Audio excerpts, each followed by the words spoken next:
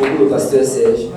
Et il a, je vais dire, si le pasteur Serge n'était pas là, comment est-ce qu'on ferait?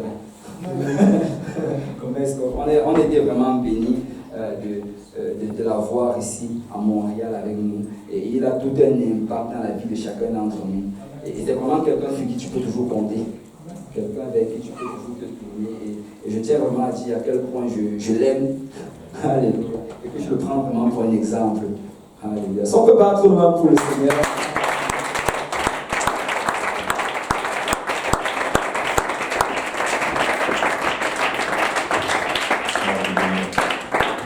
Gloire au nom de Jésus. Alléluia. Nous allons sans plus tarder, je suis arrivé un peu en retard, je devais récupérer mes garçons quelque part et vu que ma femme n'est pas là, je dois assumer tous les rôles. Mais je rends grâce à Dieu parce que, bon, j'ai pu être là avec mes garçons et le Seigneur est bon. Amen. Gloire au nom de Jésus. Je viens d'être richement béni par le message que Pasteur Lunel a apporté. Amen. C'est un message qui me parle très très fort parce qu'il est bon d'être, comment dire, comme un livre ouvert. Amen. C'est tellement important. Vous ne pouvez même pas imaginer à quel point. Et nous avons besoin de demander à Dieu la force d'être des livres ouverts. Ce n'est pas facile, mais vous allez comprendre pourquoi. Parce que ce message s'aligne parfaitement avec celui que le Seigneur m'a donné. Et voilà, je bénis le Seigneur pour Pasteur Lunel, pour Pasteur Kausi, pour tous nos frères. Et nous voulons juste aller au ciel. Amen. Nous voulons juste aller au ciel. Amen. Et ce n'est pas facile, mais il n'y a aucun verset biblique qui avait promis que ce serait facile. Amen. Donc, on ne doit pas se plaindre si ce n'est pas facile. C'est normal. Amen. Alléluia. Matthieu chapitre 7, à partir du verset 22. Matthieu 7, 22. Matthieu 7, 22. La Bible dit, plusieurs me diront en ce jour-là, Seigneur, Seigneur, n'avons-nous pas prophétisé par ton nom? N'avons-nous pas chassé des démons par ton nom? Et n'avons-nous pas fait beaucoup de miracles par ton nom? Amen. Alléluia. Père, dans le nom de Jésus, nous avons besoin de toi. Nous ne sommes que des hommes, Seigneur. Nous sommes faits de chair, mais toi, tu es un Dieu qui est esprit. Et lorsque tes disciples te demandaient qui finalement va être sauvé, tu leur as répondu que ce qui est impossible aux hommes est possible à Dieu. C'est pourquoi, Seigneur, nous venons avec foi et avec assurance, conscients de nos faiblesses, de nos défauts. Nous nous approchons devant le trône de la grâce pour recevoir miséricorde selon nos besoins. Nous te prions, sonde, connais nos cœurs, Seigneur. Parle-nous, Seigneur, si nous sommes dans la voie de la perdition, amène-nous dans la voie de l'éternité. Au nom de Jésus-Christ. Amen. Vous pouvez vous asseoir dans la présence du Seigneur. Amen. Alléluia. Alléluia. Aujourd'hui, le Seigneur m'a mis à cœur de parler d'un sujet qui, du moins d'une situation qui se faufile au milieu de nous. Et on ne sait pas, mais c'est une situation qui fait beaucoup de mal chez les croyants. Si je veux donner un titre à ce message, c'est celui-ci. La dévastation de l'effet de masse. La dévastation de l'effet de masse. L'effet de masse, est-ce qu'il y a quelqu'un qui sait ce que c'est? Amen. On a tous une idée de ce que c'est que l'effet de masse. Et aujourd'hui, le Seigneur m'a fait réaliser, comme il me l'a souvent fait réaliser, que l'effet de masse est très très dangereux. L'effet de masse détruit beaucoup d'âmes. L'effet de masse a fait que tout un peuple périsse dans le désert pendant 40 ans. Toute leur faute était suite à l'effet de masse. Amen. Pour comprendre un peu plus ce que c'est, nous allons comprendre la définition un peu scientifique de l'effet de masse. L'effet de masse est dans les médias un très grand outil de manipulation. Est-ce que vous avez déjà regardé, disons, quand vous regardiez encore ces émissions-là où Will Smith fait des grimaces et vous entendez des gens rire, et là vous vous mettez à rire. Vous riez parce que vous entendez les gens rire. Ce qu'il fait n'est pas forcément amusant. C'est l'effet de masse. Pourquoi est-ce qu'ils ont des gens, des spectateurs dans une salle, et quand il y a une scène qui est supposée faire rire, ils ajoutent des rires artificiels? Pourquoi? Parce que ce sont des rires artificiels vont vous faire rire. Il y a des gens qui vont dans des studios aux États-Unis juste pour qu'on enregistre leurs rires. On les fait asseoir, on fait un truc, ils rient, on enregistre, ils rient, on enregistre. À la fin, on leur donne un chèque, ils rentrent chez eux. Et plus tard, quand on fait des théâtres ou des spectacles, on utilise ces rires enregistrés dans la salle, alors que le spectacle n'a rien d'intéressant. Et tout le monde se met à rire. Oh, les gens ont ri. Non. Les gens n'ont pas ri. On t'a fait rire. On t'a forcé à rire, alors que ce n'était pas amusant. C'est ça l'effet de masse. Amen. Amen. L'effet de masse, vous allez le voir souvent devant les discothèques. Vous savez pourquoi souvent, quand on était dans le monde, on arrivait devant une boîte de nuit, une discothèque, vous voyez les gens alignés pour entrer. Et là, tu t'alignes pour entrer, tu arrives dedans, tu vois que il n'y a presque personne. Il n'y a presque personne. Mais pourquoi est-ce qu'on calait tout ce monde dehors? C'est pour que tous ceux qui passent dans la rue, quand ils voient le long rang, ils se disent, wow, ça doit être chaud là-bas. Il faut que j'y aille. Non, vraiment, c'est sûr que c'est la meilleure boîte en ville. Comment les gens peuvent s'aligner sur 2 rues? C'est l'effet de masse. Dedans, il y a peut-être 20-30 personnes. Et il y a de la place pour peut-être 500 personnes.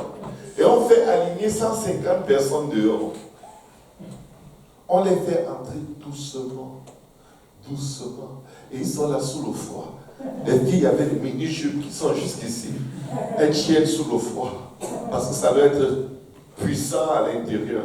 Et quand elles sont tout arrivées entre eux, il n'y a personne ici. Qu'est-ce qui se passe? L'effet de masse. Le marketing utilise beaucoup l'effet de masse. Pourquoi est-ce qu'on va élever quelqu'un dans un sport?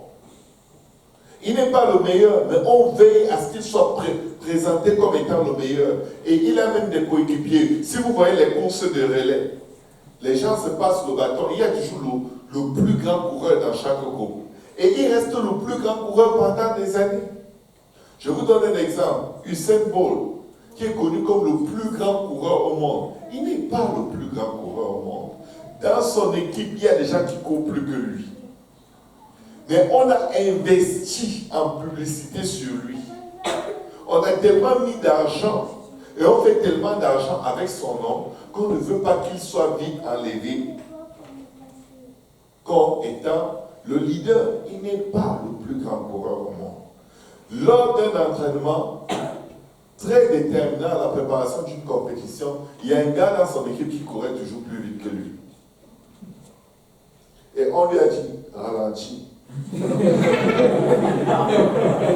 On lui a dit, ralentis, sinon ta carrière est finie. On n'a pas investi de l'argent sur lui pour que quelqu'un vienne le dépasser. Et pourquoi est-ce qu'on fait ça? Parce qu'après, tout ce dans quoi il va s'impliquer, tous ceux qui aiment la course vont le suivre. L'effet de masse, il a déjà un nom. On fait de lui une star, une étoile, vers laquelle tout le monde va regarder. Et quand tu regardes vers les stars, qu'est-ce qu'on pousse les stars à faire? Vivre dans la débauche. Pourquoi? C'est le modèle qu'on veut qu'elles projettent devant les gens.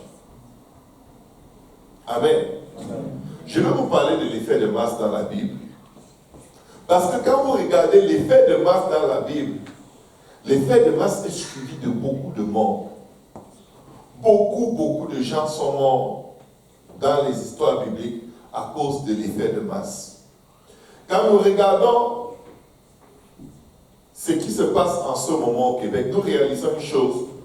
Dieu est en train de faire des grandes choses. Amen. Et je vous dis, vous croyez qu'on a le réveil, mais le réveil qui va précéder le retour immédiat du Seigneur. Si je lis ce que la Bible nous décrit, j'ai l'impression qu'on n'y est pas encore.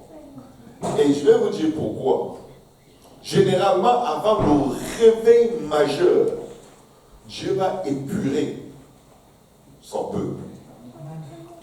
Dieu ne va pas faire la victoire finale sans une épuration de l'effet de masse parmi son peuple. Écoutez bien ce que je dis. Avant de nous donner cette province, Dieu va venir nous épurer. Il ne va pas faire avec tout le monde. Je peux vous le prouver par les Écritures. Vous savez, quand le Seigneur est ressuscité le jour de la Pentecôte, avant la Pentecôte, il s'est montré à 500 personnes au moins. Mais le jour de la Pentecôte, qu'est-ce qui s'est passé? Il y en avait combien qui attendaient? Où sont passés les 380? Le fait que le Seigneur ait demandé d'attendre à Jérusalem jusqu'à ce que le Saint-Esprit vienne a révélé quelles étaient les priorités des gens. Certains ont dit attendre. Il part et il dit d'attendre. Moi je croyais que comme il vient là, on va rétablir le royaume d'Israël. Je le suivais parce que je croyais que je vais être ministre. Et là il s'en va encore et il dit d'attendre. Non, je ne suis pas là. 380 de plus de 500 ont fait demi-tour. Il n'est resté que la crème de la crème. Et avant ce temps, le Seigneur a veillé à ce que Judas ne soit pas parmi eux. Écoutez bien, peuple de Dieu. Avant le grand déversement que nous attendons, pour lequel nous évangélisons, nous prêchons, il y aura une épuration dans la maison de Dieu. Je vous dis, si vous sentez l'envie de quitter la maison de Dieu, c'est parce que vous n'êtes pas en train de faire ce que vous êtes supposé faire. Vous êtes là peut-être par effet de masse. Il s'est montré à 500. Quelqu'un dit 500, c'est une masse. 500, c'est une masse.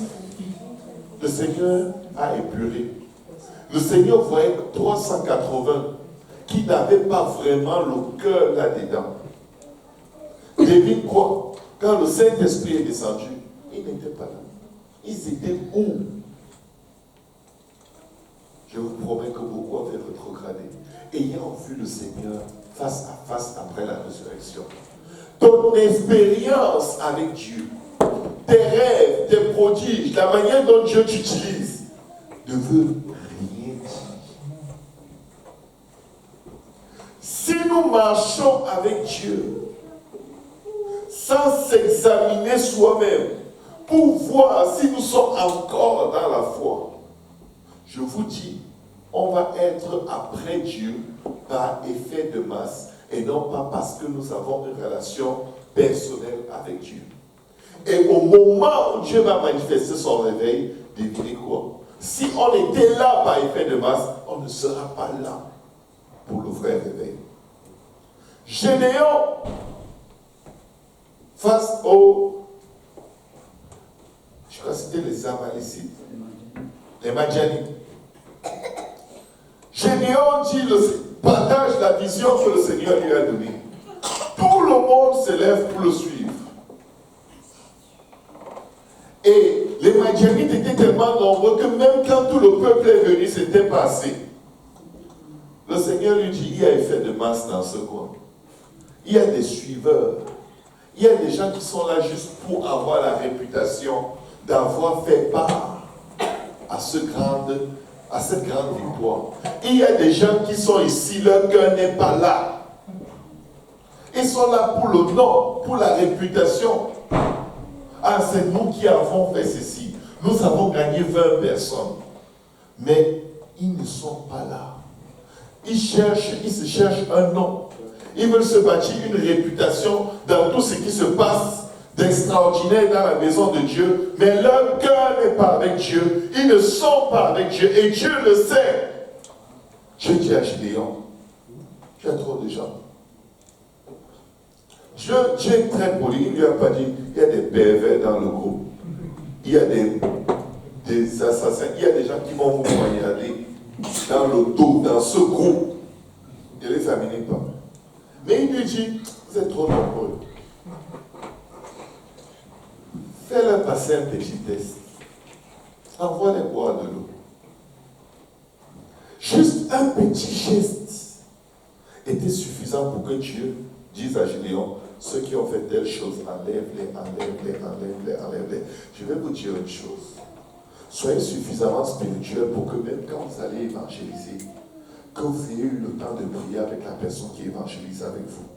Que vous ayez une idée de quel est son état d'esprit. On ne va pas évangéliser avec l'effet de masse, on va évangéliser avec l'Esprit de Dieu. Tu peux être seul à l'évangélisation avec le bon motif, la bonne attitude, le bon esprit de Dieu gagne toute une ville avec toi seul. Yes. Ça ne prend pas 15 personnes au métro, avec parmi les 15, 12 personnes qui sont sur un nuage et 3 personnes qui ont vraiment la compassion sur les âmes pour gagner la ville. Les 12 personnes sont en train de nuire à ce qu'on veut faire. Et après avoir enlevé la première masse de personnes, Dieu demande encore, Dieu dit encore à Gédéon, ils sont encore trop nombreux. Il y a encore ici des gens qui sont là, malgré ceux qui ont... écoutez, Gédéon dit seulement ceux qui ont peur, ceux qui sentent qu'ils ne sont pas en sécurité, qu'ils rentrent chez eux. C'est quand il dit, hey, il m'a dit, c'est pas moi qui voulais partir, c'est lui qui m'a dit de partir, pas. Vous vous imaginez, tu étais là, tu te disais, wow, j'ai des gens après moi. J'ai des gars, on est nombreux, on va voir ce qu'on va voir. Dieu te dit, c'est une bande de scélérats, des lâches. Vaudrait mieux avoir des gens du camp de l'ennemi près de toi que d'avoir ces gens-là. Ils sont mieux dans leur maison avec leurs femmes et leurs enfants. Laisse-les partir. Je ne sais pas, peut-être c'est un défaut que j'ai. J'arrive pas à aller chercher quelqu'un qui abandonne la maison de Dieu. Pas parce que je le condamne et je me dis que ceci, je préfère rester comme le Père du Fils prodige et prier pour lui, mais je ne l'appelle pas, je ne le cherche pas. Je le cherche devant le trône de la grâce. Je prie pour lui devant Dieu. Je lui dis, je ne vais pas me battre avec sa chair. Parce que moi aussi j'ai la chair, je connais ma chair. Si on me fait chair contre chair, ça va être la viande hachée. Amen. Donc je te laisse. Et je prie pour toi. Et Dieu lui-même qui t'a appelé la première fois, va aller te chercher la deuxième fois. Deuxième test. Le Seigneur lève jusqu'à ce qu'il n'y a que 300 personnes environ. Pourquoi est-ce que Dieu fait cela? Parce que ces gens qui étaient de trop étaient exactement les gens qui venaient tirer la gloire de Dieu pour mettre sur eux, alors que leur cœur n'a aucune confiance à Dieu, leur cœur n'a pas foi en Dieu, ils n'ont aucune relation avec Dieu.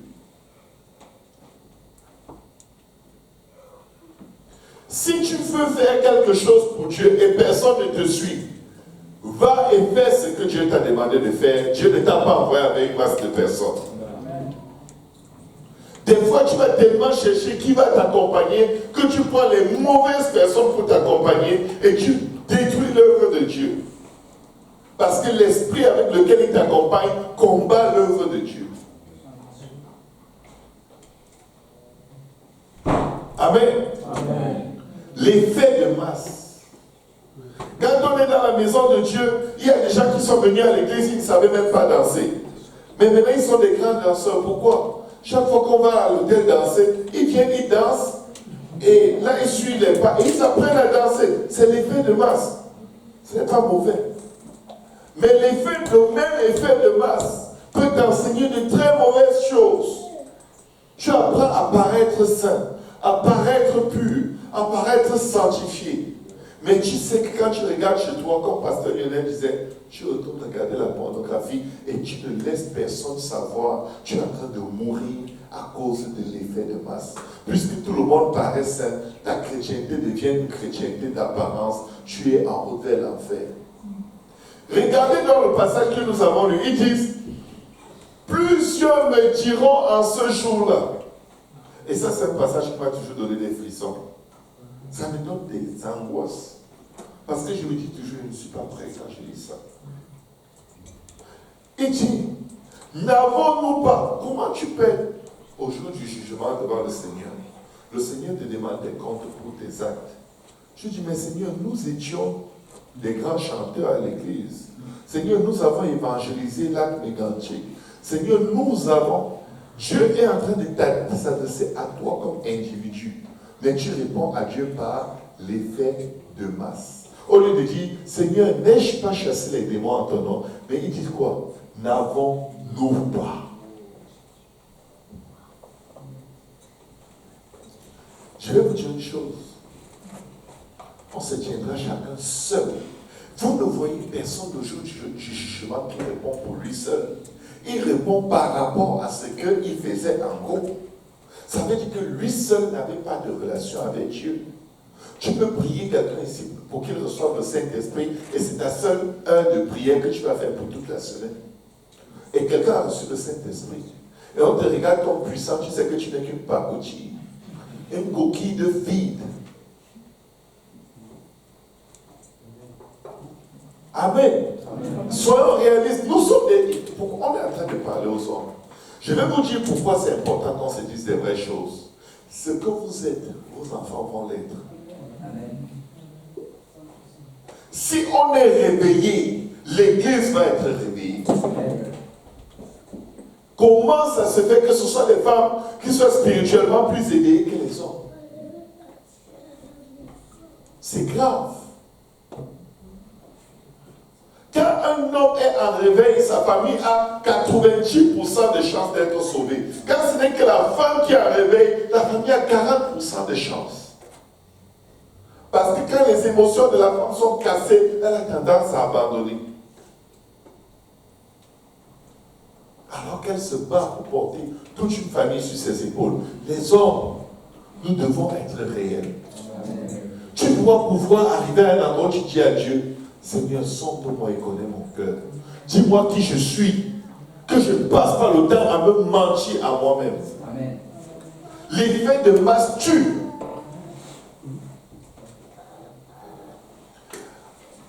Regardez l'effet de masse dans l'église. Regardez, c'est dans la Bible. Quand tu lis dans le livre des Actes à partir du chapitre 4, regardez ce que la Bible nous montre. Acte 4, verset 31. Quand ils eurent prié, le lieu où ils étaient assemblés trembla et ils furent tous remplis du Saint-Esprit et ils annonçaient la parole de Dieu avec assurance. Un peu.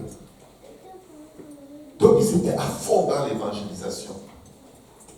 Mais regardez, la multitude de ceux qui avaient cru n'était qu'un cœur et qu'une âme.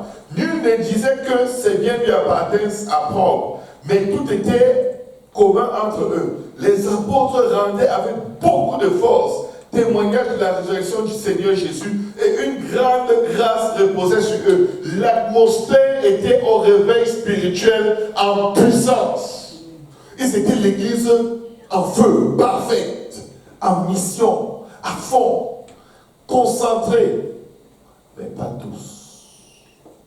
Il y en avait qui étaient là pour l'effet de masse. Il voulait, c'était la chose cool d'être de ces gens qui parlent en langue dans les rues, qui guérissent tous les malades. Simon le magicien, par effet de masse, il veut payer pour avoir aussi ce pouvoir d'imposer les mains aux malades et aux gens et ils reçoivent le Saint-Esprit. C'est l'effet de masse. Il y a des gens qui sont prêts à vendre leur âme à Satan pour faire partie de quelque chose que Dieu fait. Au lieu de s'examiner, ils vont plutôt examiner qu'est-ce que je peux faire pour fit in, c'est-à-dire pour faire partie de cette chose que tout le monde regarde avec un grand étonnement. Et dans ce passage, qu'est-ce que la Bible nous dit? Car il n'y avait parmi eux aucun indigent. Tous ceux qui possédaient des champs ou des maisons les vendaient, apportaient le prix de ce qu'ils avaient vendu et le déposaient au pied de ses apôtres, des apôtres. Et l'on faisait des distributions à chacun selon qu'il en avait besoin. Joseph, surnommé par les apôtres Barnabas, ce qui signifie fils de l'exhortation, lévite originaire de Chypre, vendit un champ qu'il possédait, apporta l'argent et le déposa au pied des apôtres. Ça, c'est quelqu'un qui est sincère. Mais regardez alors l'effet.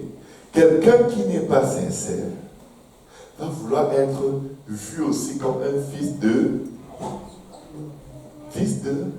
d'exhortation. Barnabas a donné. Et là, tout le monde, les apôtres lui ont donné un nouveau nom, fils d'exhortation. Cool. Je sais ce que je vais faire. Ananias et Saphira, ils vendent leur terrain, ils viennent, on l'a vendu. Barnabas a fait, nous on n'a plus que fait. Barnabas, c'est rien. Nous, on est in. Ils viennent, ils parlent aux apôtres, ils prétendent, ils leur mentent en pleine figure. Ils ne savaient pas qu'ils sont en train de parler à Dieu.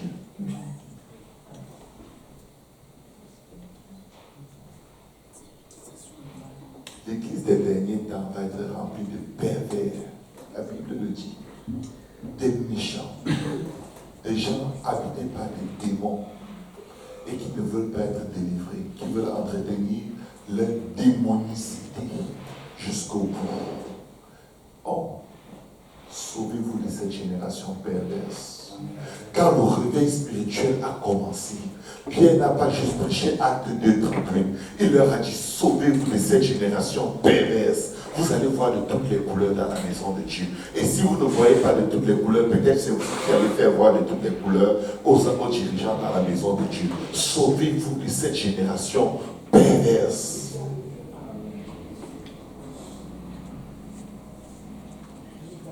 Sauvez-vous, sauvons-nous.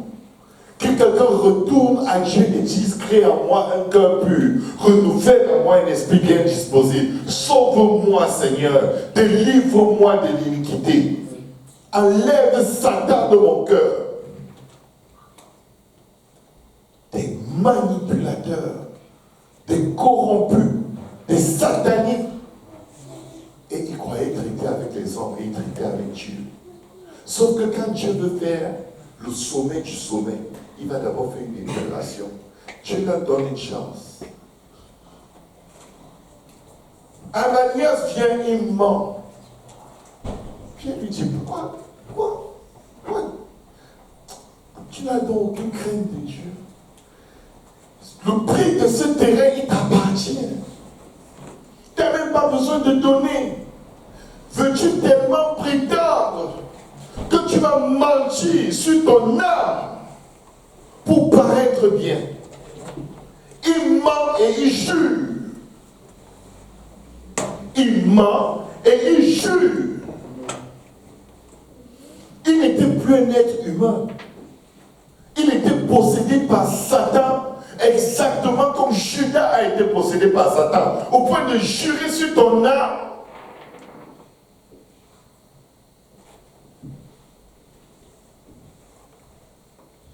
Mes frères, mes sœurs, nous sommes des êtres humains. Et le péché couche à notre porte et ses désirs se portent vers nous. Mais si tu es confronté par la vérité, dis la vérité. Dis cette vérité, mon Dieu. C'est Dieu qui te tend la main pour te délivrer. N'aie pas honte. Arrête de vouloir paraître Dieu avant de pousser Pierre à lui poser cette question. Pierre savait tout.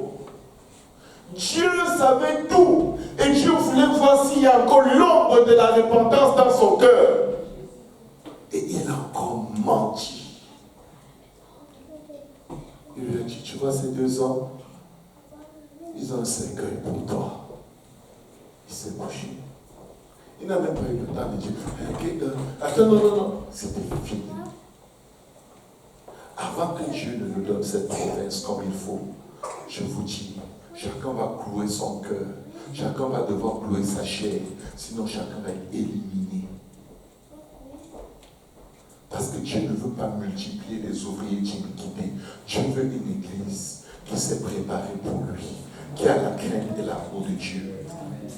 Ce que tu es va être multiplié sur les âmes que tu vas gagner. Alors si tu continues d'entretenir Satan, sache que tu es en train de te préparer à former une synagogue de Satan. Et quand le jugement va venir dans la maison de Dieu, ce ne sera pas après l'enlèvement, mes chers frères.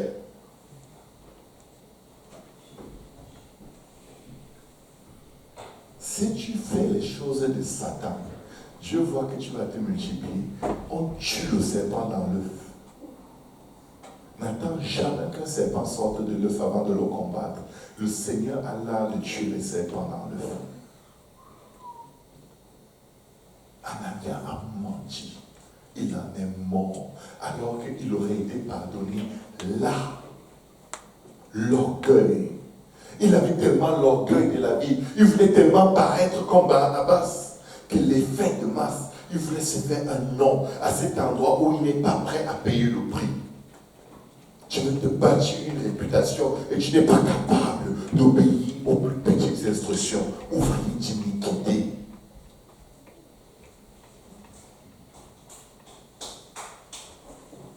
Il est mort. Vous croyez qu'il est où? Est-ce que vous savez qu'il était baptisé au nom de Jésus? Est-ce que vous savez qu'il avait reçu le baptême du Saint-Esprit? Est-ce que vous savez qu'il évangélisait?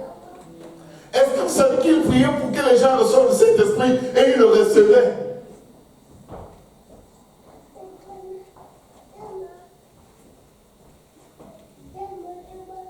Quand tu es testé et confronté par la lumière, sache que c'est peut-être ta dernière chance. Avant d'ouvrir ta bouche et mentir et manipuler, réfléchis bien. Réfléchis bien. Qu'un esprit d'incrédulité ne vienne pas prendre possession de ton cœur. Pour que tu mentes encore pour couvrir ton mensonge, croyant que ce sera toujours comme ça. Tu es mort depuis peut-être, mais tu ne sais pas. C'est pourquoi nous devons invoquer le sang de Jésus sur nous. Nous devons être lents à parler. Quand la Bible dit sois lent à parler, même quand on te pose des questions, sois lent à parler. Pose-toi une question. Vais-je encore mentir au prix de mon âme? Est-ce que ce que je suis en train de couvrir comme mensonge vaut la peine au point où, maintenant, là, quand je vais parler, Dieu va me juger, je peux tomber raide mort, ou alors je vais être rejeté pour toujours. Et le pire, c'est que je ne saurais même pas. L'effet de masse. Que quelqu'un dise l'effet de masse. L'effet de masse est utilisé par Satan pour se faufiler et accomplir ses mauvais desseins. Là même où Dieu est en train de faire des grandes choses. Oui, on va se réjouir d'avoir une église qui gagne des âmes. Oui, on va se réjouir d'avoir 10, 12 par mois. Mais quand tu te regardes toi-même devant Dieu, qu'est-ce que tu dis à Dieu à ton sujet? Ça s'adresse à nous tous. Mais il faut, mes frères, on n'est pas là pour, on n'est pas dans le théâtre, amen. On n'est pas à Hollywood où Dieu est impressionné par le plus grand acteur. Vous savez, un acteur, c'est quelqu'un qui est fake, il est faux dans tout ce qu'il fait, mais il paraît toujours bien. Il verse une larme et il te fait pleurer, et il n'est pas en train de pleurer. Et pour ça crie de détresse, et ça brise ton cœur, mais il n'est pas dans la détresse. Il te déclare son amour. Ça te donne envie de tout lui donner. Il te hait.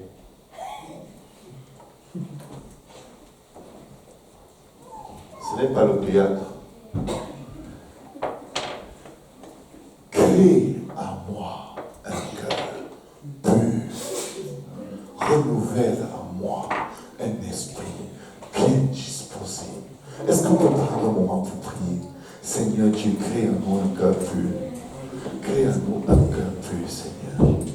Jésus, aide-nous.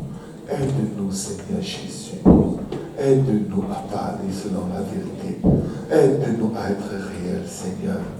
Jésus, prends pitié, Seigneur. Prends pitié quand nous devenons des ouvriers d'iniquité, Seigneur.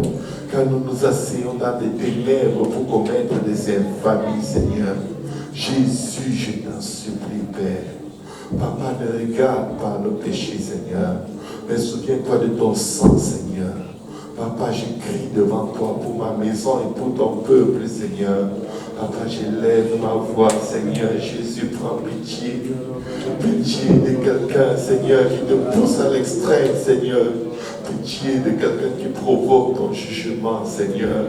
Pitié quand je te pousse à l'extrême, Jésus. Pitié quand je provoque ton jugement, Seigneur.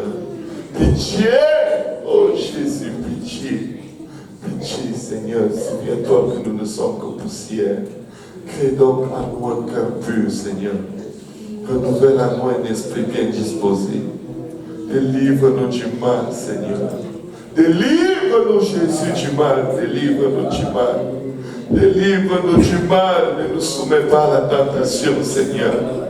Donne-nous la force de fuir, Seigneur, le péché. Oh Jésus.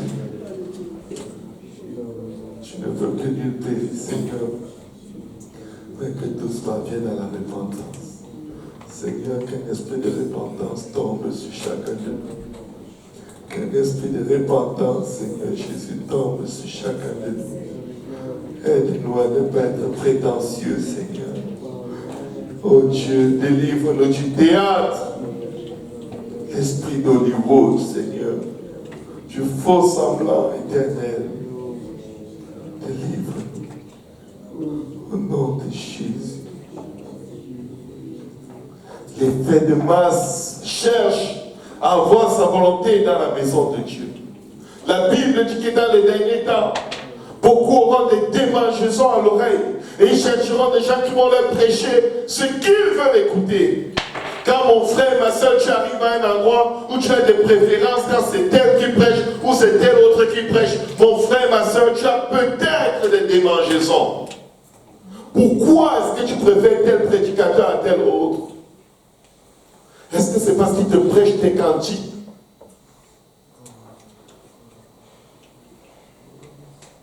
Est-ce que c'est parce qu'il prêche ce que tu veux entendre? Ou est-ce que tu veux entendre ainsi par l'Éternel? Quel est ton motif dans tes préférences de prédicateur? Est-ce que c'est parce que ton cœur est ramené à Dieu? Ou est-ce que ton cœur est consolé de pouvoir faire le péché sans avoir aucune conviction? Est-ce que c'est parce que tu aimes les fables? Ou est-ce que c'est parce que tu aimes la vérité?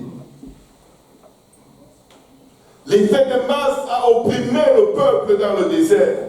Et ils en sont tous morts, maudits.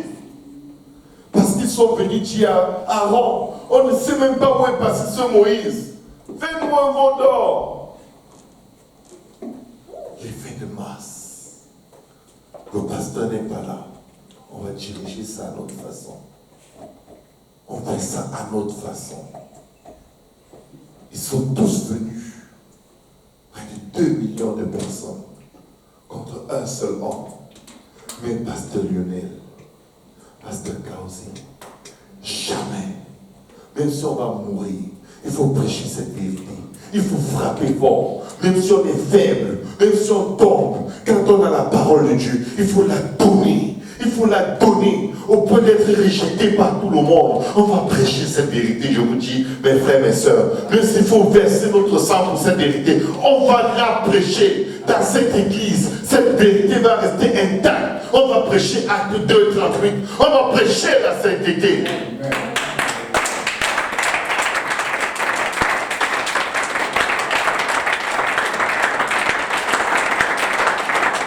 Je le connais au culte de nos églises. On commence le culte en verrouillant la porte. Celui qui veut se perdre, il connaît le chemin.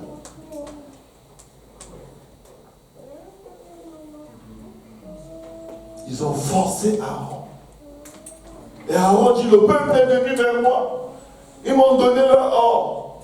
J'ai juste jeté l'or dans le feu. Et après, boum, un vendeur est sorti. Ne soyez pas ce genre de personnes qui donnent des études bibliques dans des maisons et qui leur disent ce que vous savez qu'ils veulent entendre. Ils sont dans le péché et vous venez leur dire que oh, Dieu va te bénir, Dieu va te guérir. Tu leur répandez-vous parce que c'est ce qui a été prêché le jour de la Pentecôte. Et que chacun de vous soit baptisé au nom de Jésus parce que c'est ce qui a été prêché le jour de la Pentecôte. Et vous recevez le nom du Saint-Esprit parce que c'est ce qui a été prêché le jour de la Pentecôte. Quelqu'un lié dans la drogue, que tu lui parles des bénédictions financières. L'effet de masse, parce que tu as peur qu'il fuit. Tu as changé la vérité de Dieu en mensonge. L'effet de masse. En écologie, la Bible dit que l'effet de masse se produit quand le milieu, souvent surpeuplé, provoque une compétition exacerbée aux conséquences néfastes pour les individus. C'est-à-dire quand il y a beaucoup de plantes à un même endroit, elles entrent en compétition. Maintenant, elles veulent gagner le territoire, elles veulent pousser les unes plus vite que les autres. C'est ça l'effet de masse. Vous savez pourquoi les gens font le mal dans l'effet de masse? Pourquoi est-ce que le péché va comme venir dominer? Parce que les gens deviennent tellement charnels. Ils deviennent tellement égoïstes, égocentriques. Ils veulent paraître meilleurs. Ils veulent se faire une réputation, un nom. Tout ce qu'ils ont dans leur cœur, c'est eux. Qu'est-ce qu'ils peuvent tirer de cet endroit? Ils ne sont pas là pour donner, ils sont là pas pour recevoir, mais pour arracher. Qu'il ne soit pas dit cela de nous. Nous sommes des serviteurs. Amen. Et la Bible dit, après avoir fait toutes ces choses, considérez-vous comme des serviteurs inutiles. Mes frères, ce n'est pas parce que nous prêchons que nous ne devons plus rendre des comptes à nos dirigeants. Ce n'est pas parce que nous avons une quelconque responsabilité que nous sommes dispensés d'être redevables, de venir dire voici ce que je vais faire, est-ce que je le fais ou est-ce que je ne le fais pas. Avoir une responsabilité ne te dispense pas de la soumission. Et la Bible dit, la science dit, cela se traduit par des perturbations, l'effet de masse, comme la baisse du taux de fécondité. Vous savez que quand l'effet de masse est dominant, les gens ne portent plus les fruits. Gagner les âmes, ce n'est pas un fruit. Le fruit de l'esprit est dans la Bible. Et je peux te dire, tu peux ne produire aucun des fruits de l'esprit et tu gagnes les âmes. Parce que c'est la parole de Dieu qui attire les gens à lui. Ce n'est pas toi. Tu vis comme un porc et tu amènes les gens à être lavés de leur péché, baptisés au nom de Jésus. Et là tu te dis, peut-être mon péché n'est pas si grave. Sinon Dieu n'allait pas me faire gagner les âmes. Tu n'as rien compris. Tu n'as jamais rien gagné. Nul ne vient à Christ le Père qui est dans les cieux de la dit. Toi, tu as juste parlé des choses auxquelles tu ne crois même pas. Comment tu prêches la repentance et tu ne vis pas dans la repentance?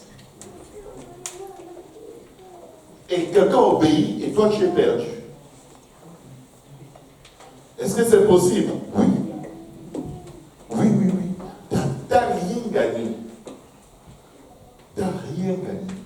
C'est pourquoi les vieillards qui sont autour du trône, ils vont enlever toute leur couronne et déposer au pied du Seigneur. On n'a rien gagné. Tout là, c'est toi qui as fait. Amen.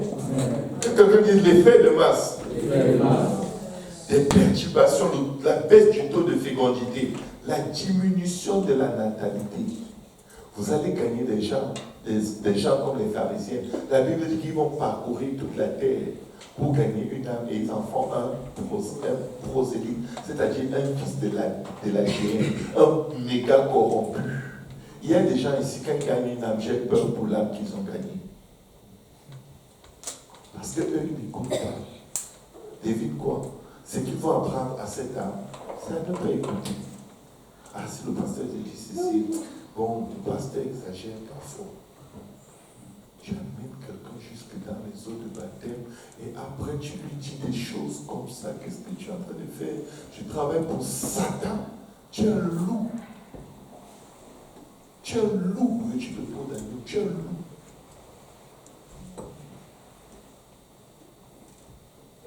Tous ceux qui parlent contre les dirigeants, ce sont des loups. Si quelqu'un te parle contre un dirigeant, c'est un loup. Si je te parle contre un dirigeant, je suis un loup pour toi ce jour-là.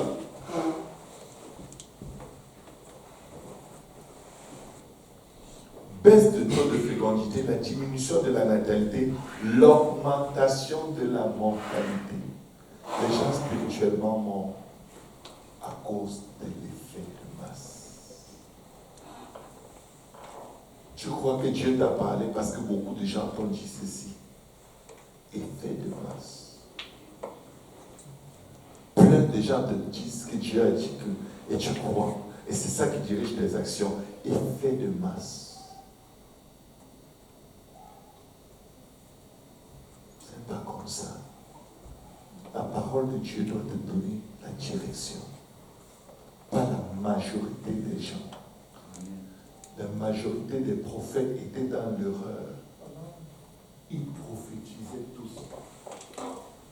Et ils étaient tous des menteurs. C'est correct, tu as été en force de le tenir fort.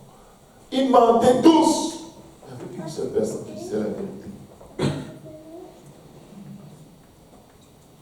Un état, l'effet de masse se produit et dégénère dans un état de stress dû à un antagonisme hypertrophié entre individus dominants et dominés. La rébellion dans la maison de Dieu. On ne veut pas écouter. Moi aussi, je suis quelque chose. Moi aussi, Dieu m'utilise. Moi aussi, je sais prêcher. Moi aussi. Moi aussi. C'est ça, Dieu aussi. Parce que tu veux juste copier. Chez les insectes, une réponse à ce type de situation est l'allongement du stade larvaire. C'est-à-dire que chez les insectes, quand il y a l'effet de masse, ils ne grandissent pas. Quand quelqu'un vit sa chrétienté sur l'effet de masse, il reste bébé spirituel pendant longtemps. Moindre parole, tu ne viens pas à l'église. Quand tu sais qu'il veut, il vient. Quand on va le chercher avec la voiture, il vient. Quand on ne va pas, il ne vient pas. Il vient toujours en retard. Il est toujours paresseux. Il est toujours lent. Il est vite quand on lui dit ce qu'il doit faire. Il ne grandit pas. Quel est le but de ce message? C'est de nous aider à réaliser. Est-ce que nous marchons vraiment avec le Seigneur ou nous suivons l'effet de masse? Si tu marches vraiment avec le Seigneur, tu vas prier même s'il n'y a personne. Tu vas lire ta Bible même si on ne te le dit pas. Tu vas jeûner sans qu'on ne te le demande. Si tu suis l'effet de masse, tu vas jeûner seulement les jours programmés. Parce que tout le monde est là. Quand tu voyages, tu dis à ton jeune, je ne suis plus à Montréal. Adios. La prière de samedi. Ici, là, le pasteur sait que j'ai voyagé. Adios. Pourquoi? Parce que je suis la masse. Et à moins que nous nous repentions, nous risquons de dire au Seigneur ce jour-là, n'avons-nous pas évangélisé tout le Québec? Et il dira, vous là, je ne sais même pas de qui vous parlez. Parce que moi, je suis en train de te parler.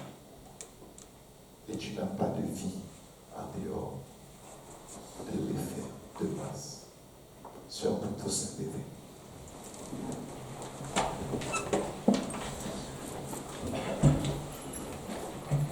L'effet de masse est très dangereux. Mais comment être délivré de l'effet de masse? Le pasteur Lionel a parfaitement répondu à cela. Implique-toi toi-même. Investis-toi à faire ce que Dieu attend de toi. N'attends pas que tout le monde le fasse pour le faire. Amen. Prions avec un esprit de repentance. Et n'ayons pas une très grande idée de nous-mêmes. Aimons la miséricorde. Pratiquons la justice. Marchons humblement devant Dieu. Quand on ne prie que lorsqu'on est à l'église, c'est parce qu'on est loin de Dieu. Et il faut le reconnaître. Écoute, le but de ce message n'est pas de démolir qui que ce soit.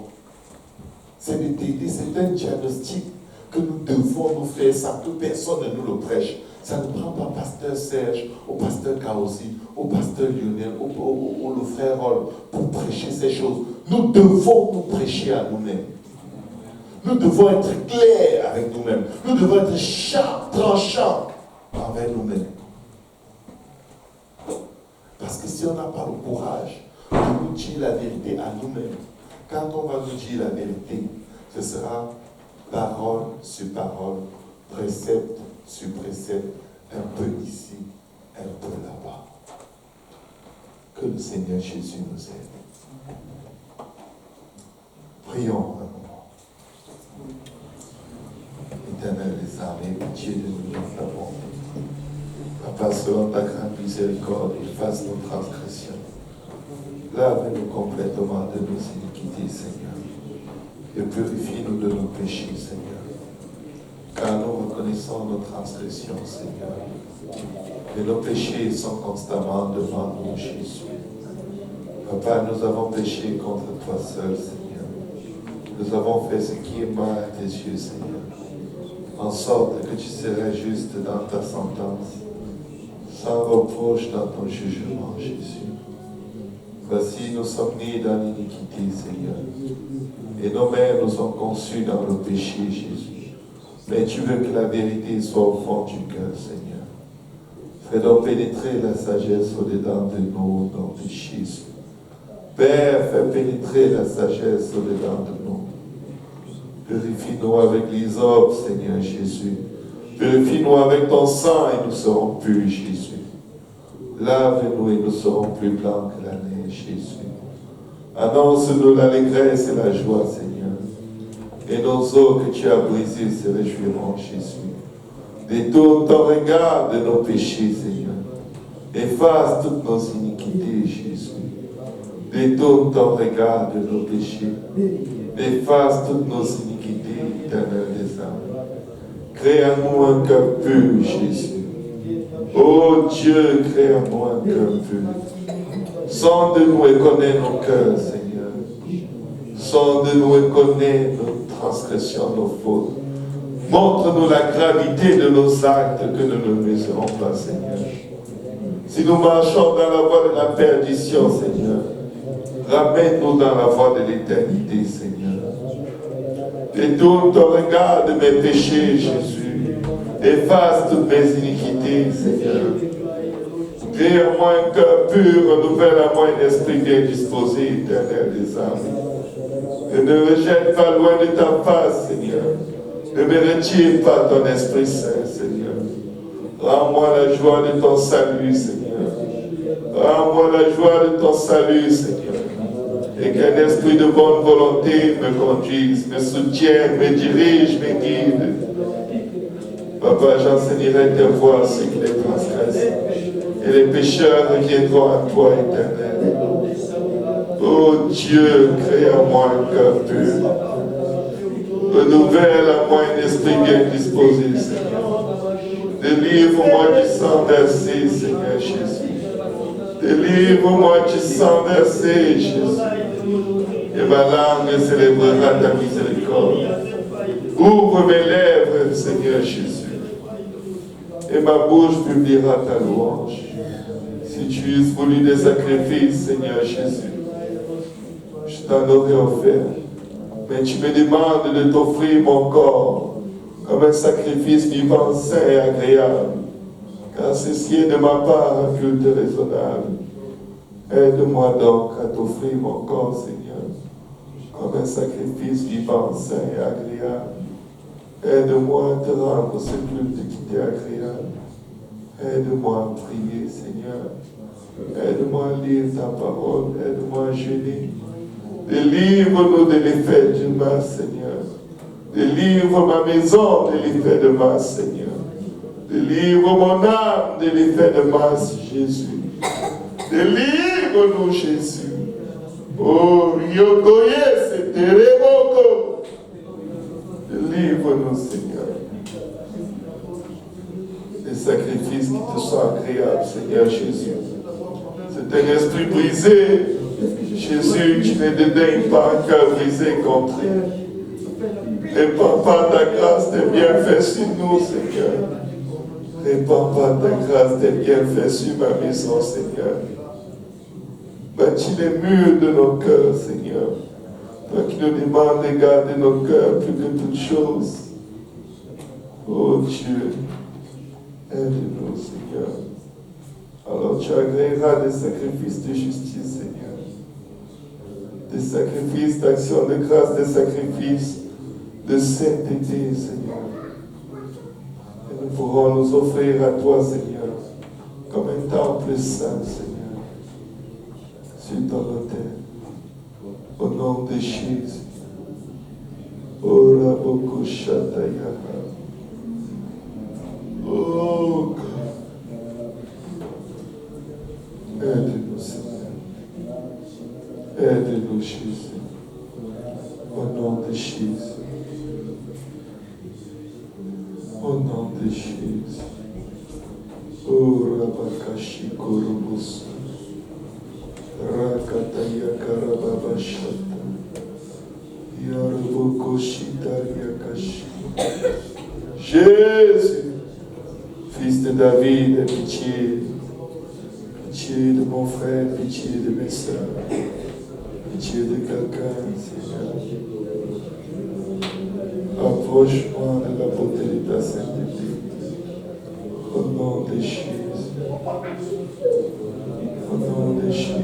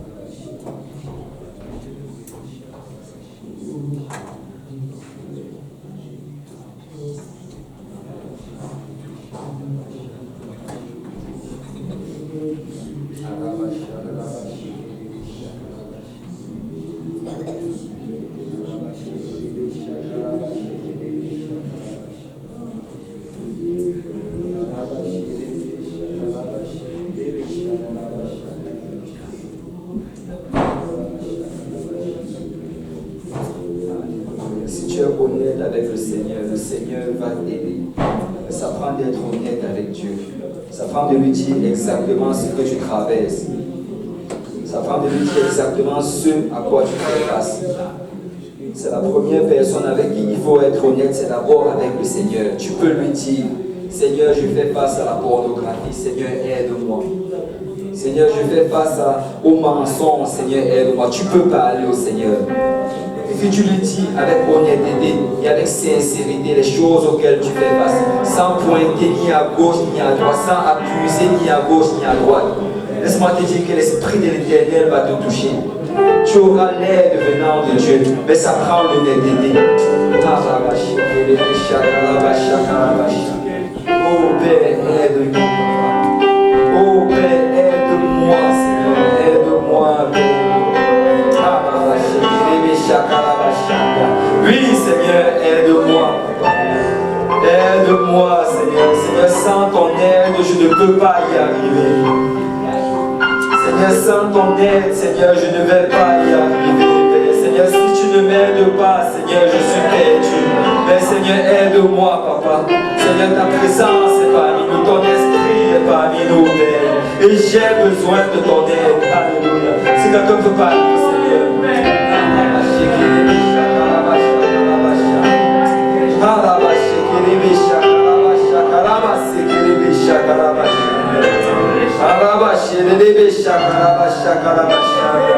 Je ne veux pas être dirigé par l'effet de masse.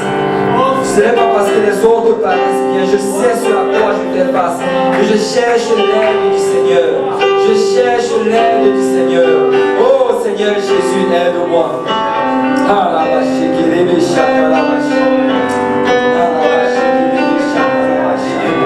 Oui Seigneur. Oui Seigneur. Oui Seigneur. Alléluia. Alléluia. Si tu as fini de prier pour toi, si tu peux prier pour ton voisin qui est à gauche, tu peux mettre la main sur lui. Alléluia. Et dis Seigneur, aide mon frère. Seigneur, aide mon frère dans sa situation.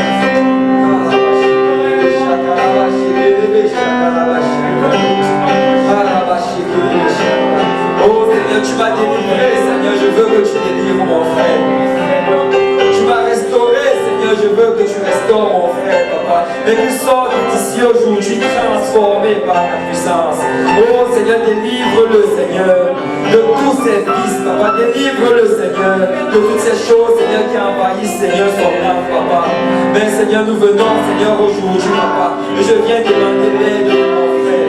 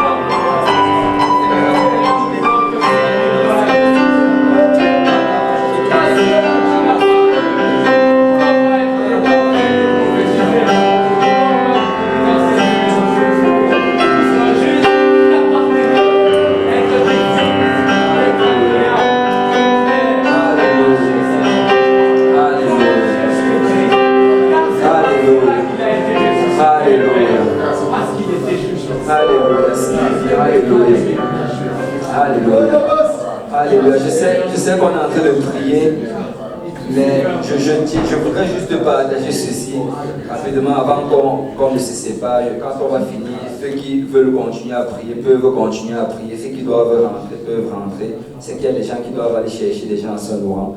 Mais je voulais juste partager ceci. Vous savez ce que le pasteur Serge vient de dire, c'est quelque chose de salutaire. Nous devons vraiment le prendre et le mettre en pratique. Parce que beaucoup, comme il a dit, ne vont pas y arriver à cause de cela.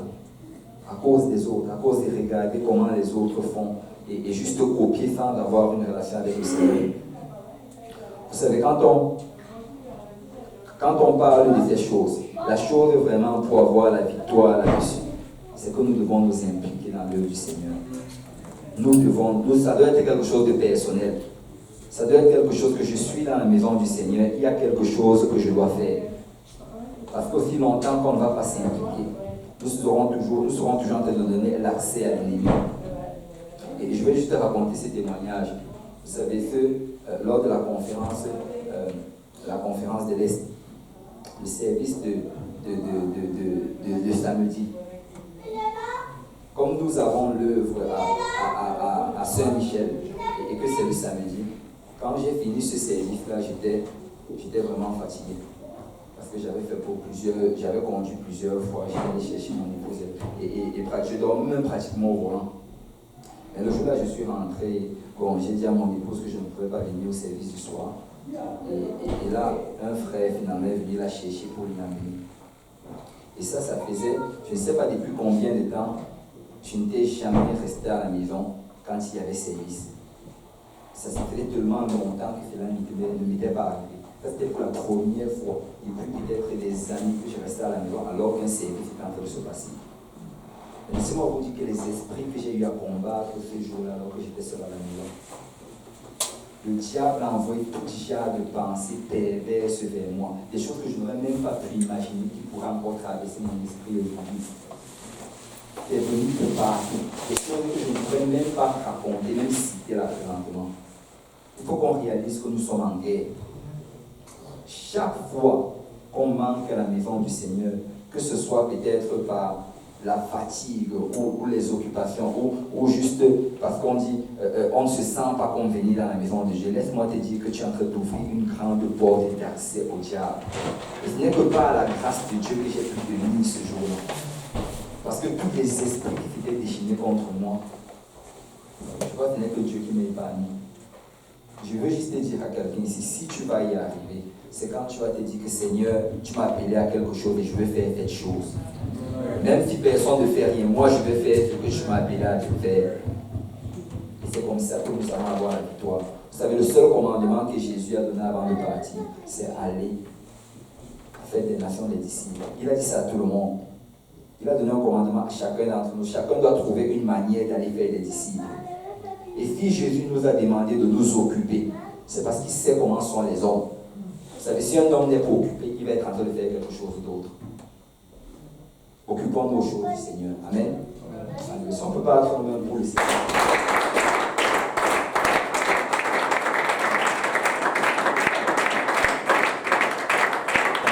Serre la main à ton voisin et dis-lui, ne suis pas l'esprit de masse.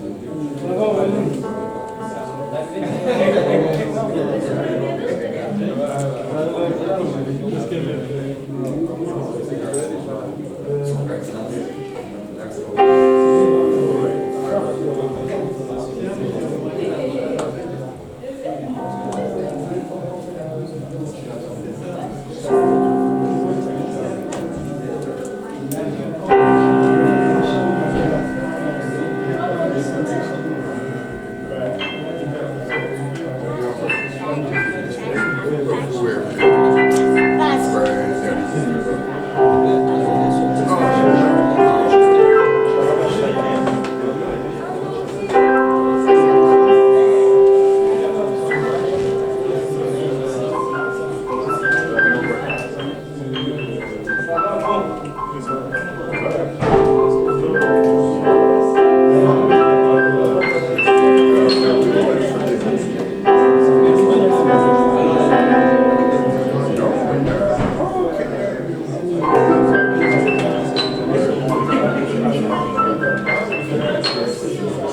you.